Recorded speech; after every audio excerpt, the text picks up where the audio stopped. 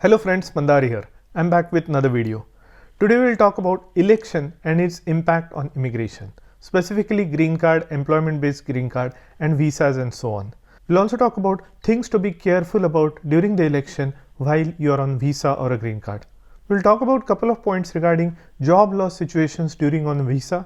We'll talk about some specialty visas for some specific countries and some news in the immigration space regarding mass deportation. So a lot of important topics, guys. Watch this video until the end and let's get started.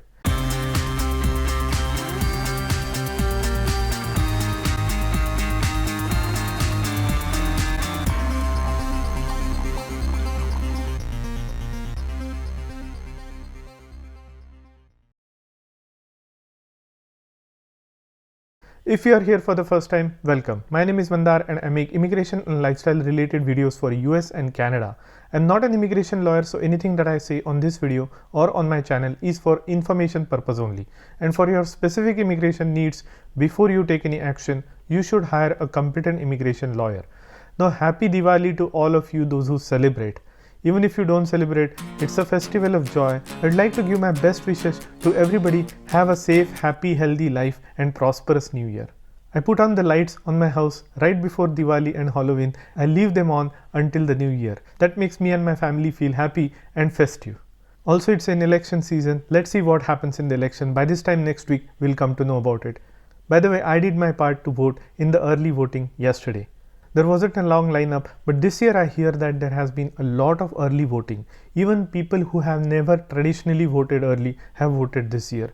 So it feels like people are taking this election seriously, which is a good case. And I think this election is going to be important in many ways, not just immigration, but in a lot of other aspects of your life. Because the two candidates could not be further apart in their policies and things that they are going to do when they come into the power. So let's see what happens, good or bad. People will get what they vote for. Check out the links in the description because those are affiliate links, and if you find something interesting, that will also help the channel. And while you are down there, don't forget to hit the like button because that greatly helps the channel as well.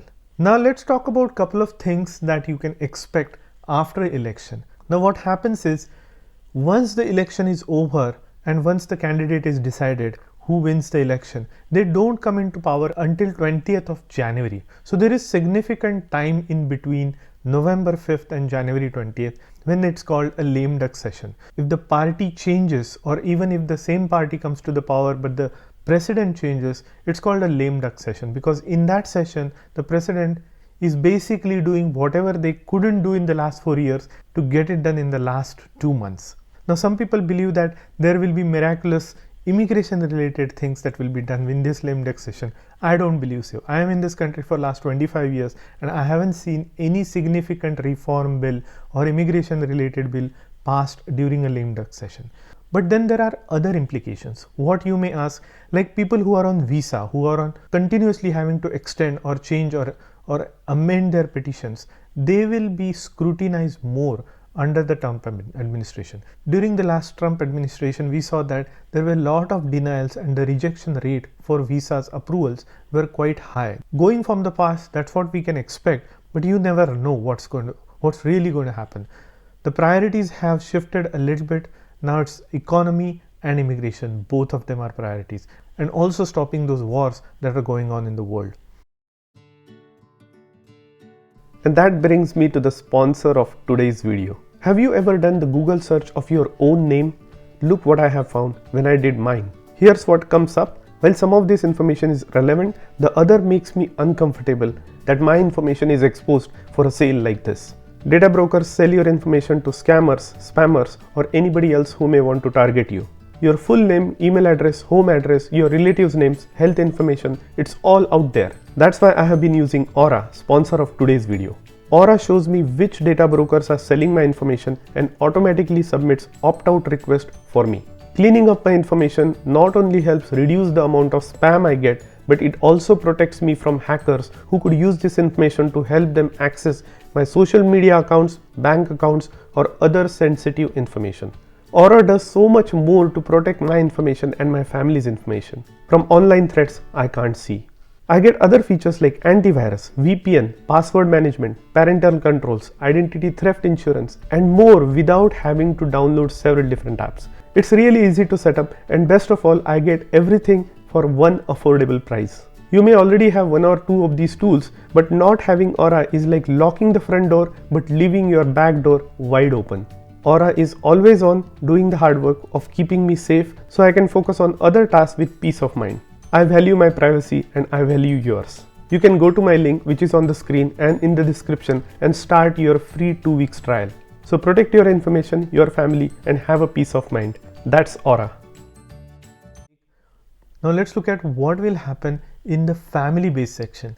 I feel that if Democrats come to power, that is good for the family based section because they have the policies in place that will help them and their families keep united and keep them in the country. Now whether they are legal or illegal, it doesn't matter, they will still be okay.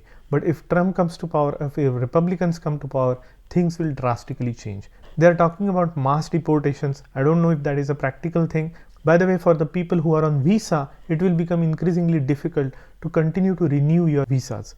But it will be a benefit for people who are in the green card process, especially for employment based category. The reason I say that is because if the administration puts restrictions on travel or people coming from outside of the United States into United States, those immigrant visas will be unused and they will spill over into the employment based category in October. So that will be a big boost. I would say even if there are 50 to 100,000 visas that get spilled over, that will significantly impact the visa bulletin date forward movement. Now this will indirectly help people who are in the backlog countries such as India and China because they will see significant progression in the dates in the upcoming years. So if I had to just predict, there may be a situation where USCIS will just advance the dates by 2 to 3 years up until 2015 or 2016, and that will be great relief for a lot of people because they will now be eligible to apply for 485 and get their EAD and AP, which is significant.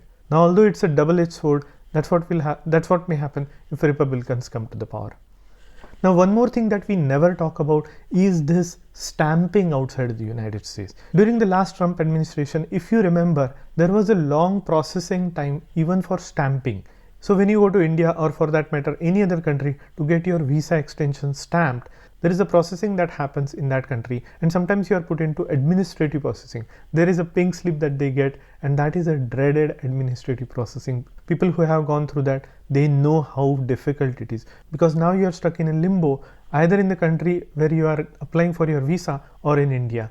And until that administrative processing completes and your visa is stamped on your passport, you are not able to return to the United States. So those are the things that you need to keep in mind depending on which administration comes to power. So although you cannot vote, you can talk to people who can vote, your friends or relatives, and let them know your concerns. Now there are advantages and disadvantages on both sides which whoever comes to power. It all depends on what your situation is. But unfortunately, you may not have control on this. Now few other things that I also want to remind you is that if you are on a visa or even if you are on a green card, you are not supposed to vote. Now although election rules are made at a state level, some states allow the voter ID, some states don't allow the voter ID, but regardless, keep in mind immigration and your green card is a federal thing. USCIS is at a federal level and their rule says that if you vote without being a citizen, you are breaking the law.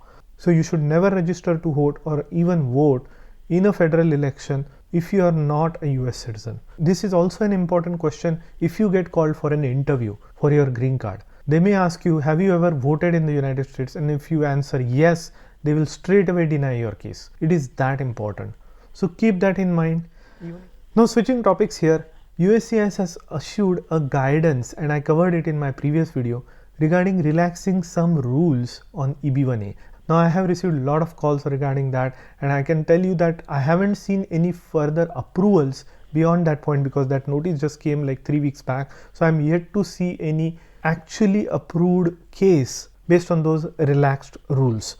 But those rules are pretty clear as I mentioned. One, they have to do with the awards and recognition. So even if you don't have an individual award, you are given an award as a part of the team, USCIS is going to accept that as well. So this is a huge relaxation in that particular rule. Now more people will get eligible for that particular criteria in EB1A.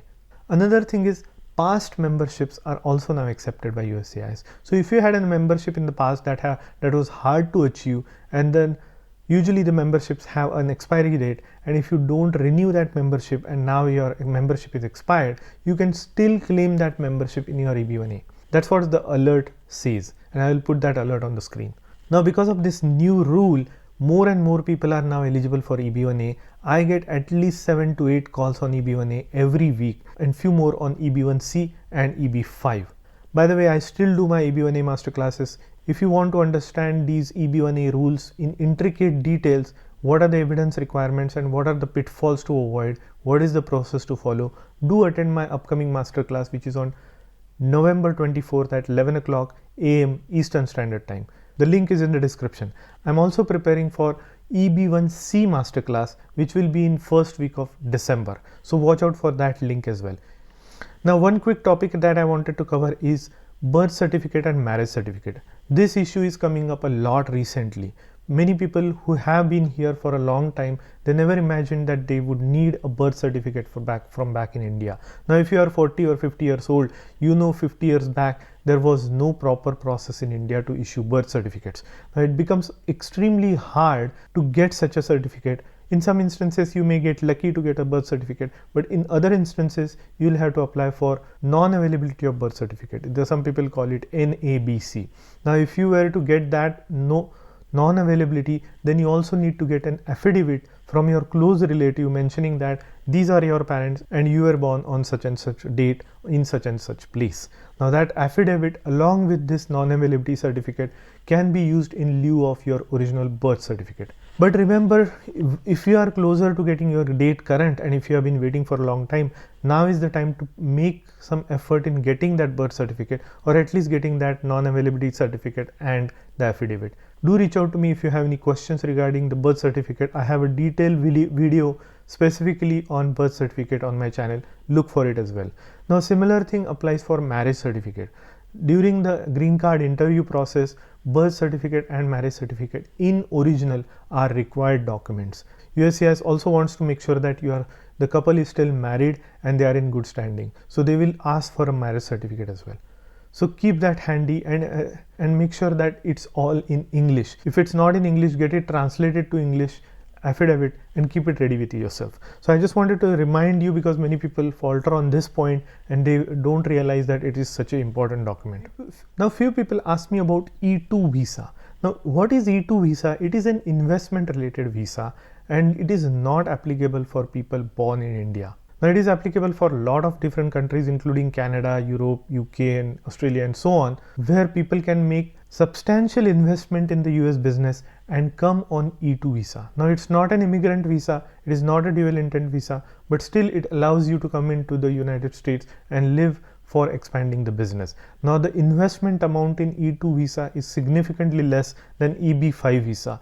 Even as low as $100,000 to $200,000 are enough to qualify if you have substantially invested in the United States. So that is E2 visa, but mind you, it is not available for Indian citizens.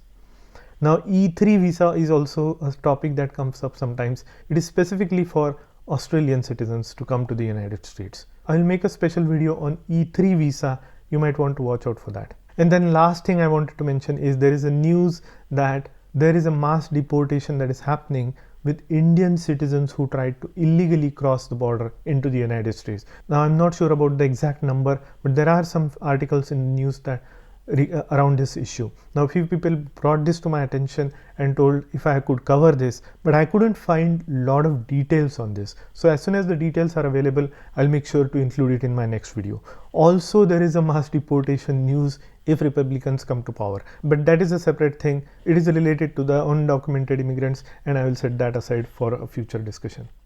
I'm announcing some giveaway. I have two things to give away: this Anker wallet and this Nomad Apple Watch band.